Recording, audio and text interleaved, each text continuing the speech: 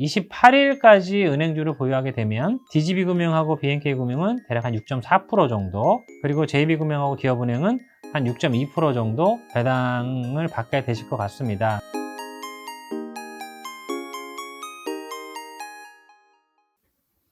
네, 안녕하세요. 하나금융투자 은행 담당 최정욱입니다.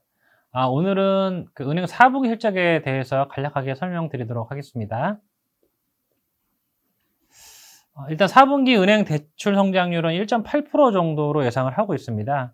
원래 이제 연말에는 자산 건전성 지표 개선을 위해서 상각 매각을 많이 하기 때문에 성장률이 높게 나오지는 않는데요.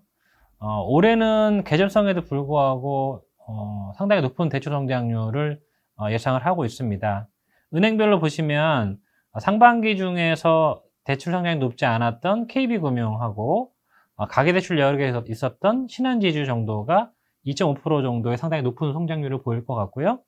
나머지 은행들은 1.5% 내외 미만, 그래서 평균적으로 1.8% 정도 성장을 하게 될 것 같습니다. 그리고 마진도 3분기에 일시 주춤했었는데 다시 4분기부터 상승세로 전환이 될 것 같고요. 8월 기준금리 인상 영향이 이제 본격화되면서 대략 한 4bp 정도 상승하게 될 것 같습니다. 지금 11월에도 기준금리 인상을 했기 때문에 11월 기준금리 인상 효과가 이제 반영이 되면 내년 1분기에도 추가 상승이 예상이 되고요. 아마 연간으로는 계속 마진 상승할 수 있지 않을까라고 생각을 하고 있습니다. 은행별로 보면 이제 금리 민감도가 가장 높은 DGB금융이 대략 한 7bp 내지 8bp까지도 상승할 수 있을 것 같아서 은행 중에서 NIM 상승폭이 가장 클 것 같고요. 그 외에 이제 하나금융하고 JB금융 등도 분기 기준 5bp 이상 상승이 예상이 됩니다. 반면에 이제 금리 민감도가 약간 낮고 4분기에 조달 비용 상승 압력이 있는 KB금융하고 BNK금융 같은 경우는 NIM 상승폭이 1bp 정도에 그칠 것 같습니다. 그래서 연간으로 보면 2022년까지 계속 마진이 상승하면서 연간으로 보면 2022년 NIM 상승폭은 올해 대비 대략 한 8bp 상승할 걸로 예상을 하고 있습니다. 기준금리 상승에 따른 NIM 상승 압력 외에도 가계대출 억제를 하기 위해서 가계대출 금리가 최근에 이제 큰 폭으로 올라가고 있습니다.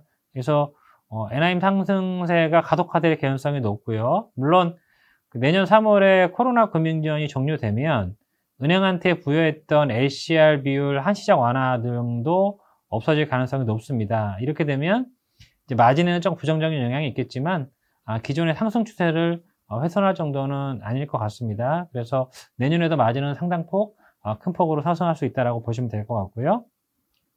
그래서 대출 성장률이 높고 마진도 상승하고 그래서 순이자익이 이제 급증을 4분기에도 할 텐데 다만 그 올해 워낙 이익이 많이 나오다 보니까 은행들이 향후의 비용 효율성 개선 차원에서 4분기 대규모 명의퇴직을 실시를 할 것 같고요.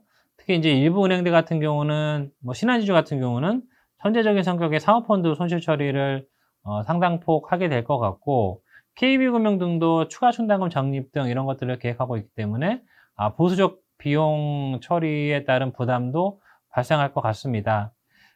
그래서 은행 4분기 대손 충당금은 대략 한 1.7조 정도 보고 있는데요.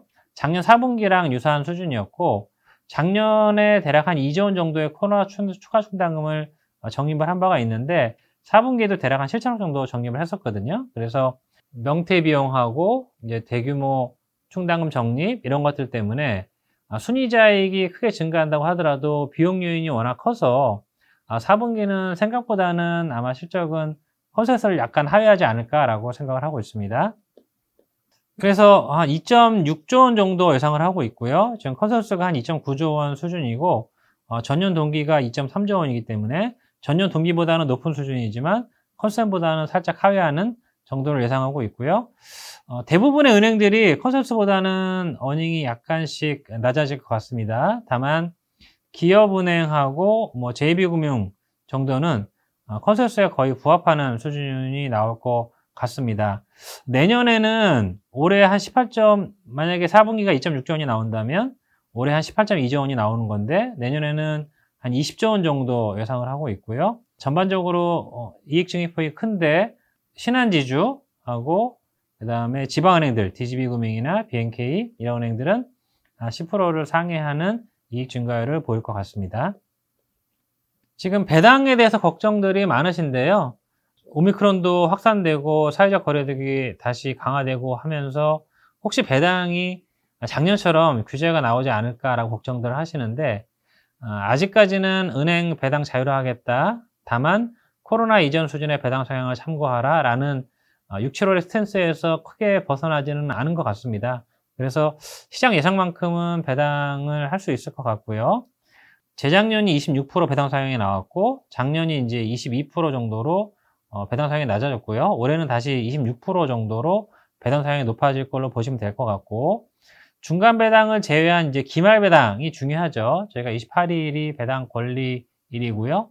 29일이 이제 배당락일인데, 28일까지 은행주를 보유하게 되면 DGB금융하고 BNK금융은 대략 한 6.4% 정도 기말 배당 기준입니다.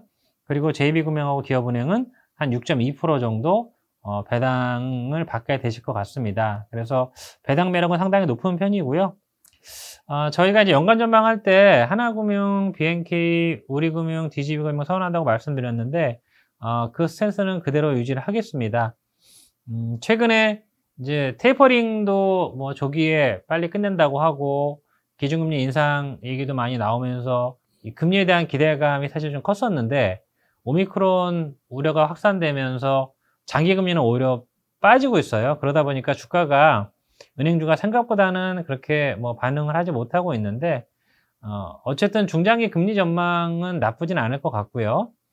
지금 절대 PBR 수준이 낮고 멀티플이 낮은 종목들이 올해 말 내년 초에는 더 주가가 좋지 않을까라고 생각을 하고 있습니다. 그래서 하나, 우리, BNK, DGB가 이 범주 안에 들어가 있고, 이 4개 은행들이 사실 배당 수익률도 총배당 기준으로 상당히 높아요. 그래서 배당 매력도 높고 하기 때문에 이 4개 은행을 선호하고요.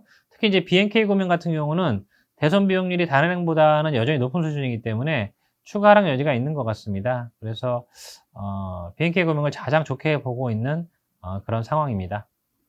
네, 이상으로 4분기 실적 관련해서 말씀을 드렸습니다. 감사합니다.